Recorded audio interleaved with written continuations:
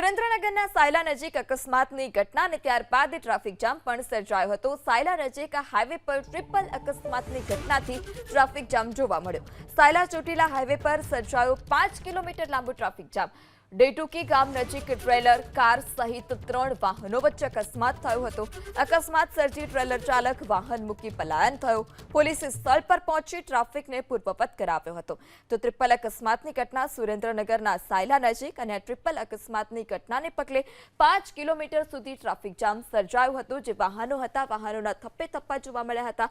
આ અકસ્માતને લઈ trailer truck અને કાર તે પ્રકારે ટ્રિપલ અકસ્માત સર્જાયો હતો। ડેટુકી ગામ નજીક ટ્રેલર કાર સહિત 3 વાહનો વચ્ચે અકસ્માત। સદનસીબે કોઈ જાનહાનિના સમાચાર નથી, પરંતુ આ પ્રકારે અકસ્માત સર્જાતા લાંબો ટ્રાફિક જામ પણ જોવા મળ્યો। જે ટ્રેલર ચાલક છે તે અકસ્માત સર્જી વાહન મૂકી ફરાર થયો।